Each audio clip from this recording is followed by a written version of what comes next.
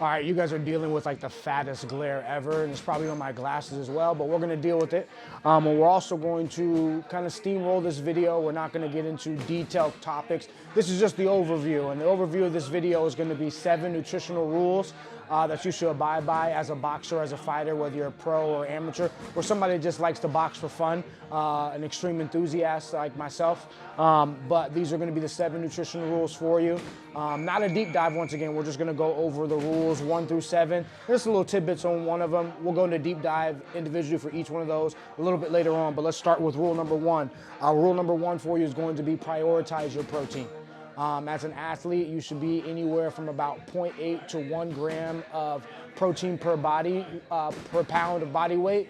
And that's just kind of general consensus. Another thing that I want you guys to understand is that this is the foundation. You do need to individualize everything according to you. But that is rule number 1, prioritize your protein. I would normally go down the list with you guys here, but the glare is tough for you to see, so we're just gonna work through it. Rule number 2 is carbs are your friend.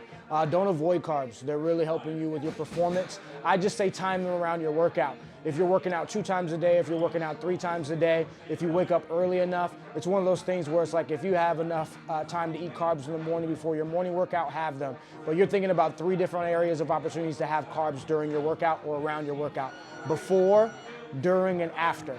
But that will be, once again, carbs are your friend. That is rule number 2. Going into rule number 3 for you. Fat isn't your enemy. You can have fats. As a matter of fact, it's suggested. Fats are gonna help you with your hormonal balance. They're gonna help you with your joints. And so if you have like achy bones or anything like that at all, you need to go and up your fat intake to what it should be from an adequate standpoint. Fat also helps you with satiety. What is satiety? It's the feeling of being no longer hungry. It's not a full feeling. You have to disconnect the two. Being full doesn't necessarily mean that you aren't hungry anymore. Satiety is the feeling of being satisfied, right? And you get that from fats. Just a couple examples for you. Olive oil, nuts, fatty fish, because that's going to be having your omega-3s and omega-6s. But fats aren't your enemy, right? So now if we look at the board again, rule number 4, hydration. Hydration isn't only water, but you should still be drinking water. So hydration is gonna be your electrolytes. So if you ever heard the term like water's in your fruit, that is where it comes from, because fruit is gonna have electrolytes for you. But hydration is not only water, it's gonna be electrolytes as well. But you should be sipping your water just for normal regulation and body fluids going through, because we are 70% water. But drinking the water is gonna help you flush everything where it needs to be. So hydration is not only water, it's gonna include your electrolytes as well. 5, eat real foods first. The easiest way to think about what real foods are and what they look like is if you're looking at the back of a nutrition label and you're eating potatoes, the only ingredient should be potatoes. So you can have a combination of real foods to make a meal. For example, to make a hamburger, that would be bread, meat, cheese, and then your condiments. Mix those single ingredient foods together to make a hamburger. That counts as having real food first. Rule number 6, this is going to be important for you guys, mainly you amateurs that don't have a strength and conditioning coach or nutritionist. Pros, high-level pros, you guys have your own people, you guys have your chefs and whatnot. Low-level pros, this is for you as well. Don't cut weight like an idiot. You shouldn't be starving yourself.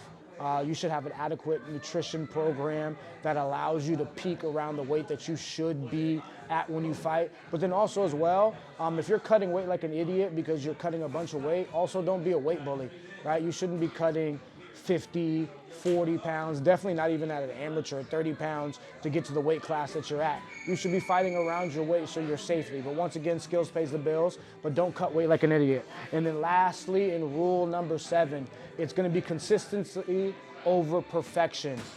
You are making a routine that is dedicated to you as an individual. There's a foundation, rule 1 through 7, but we're trying to cater this program to you because you're not planning to only fight once. You're not planning to only box once. This is a system that you're gonna carry on with you. So be consistent. It's gonna be better than perfection.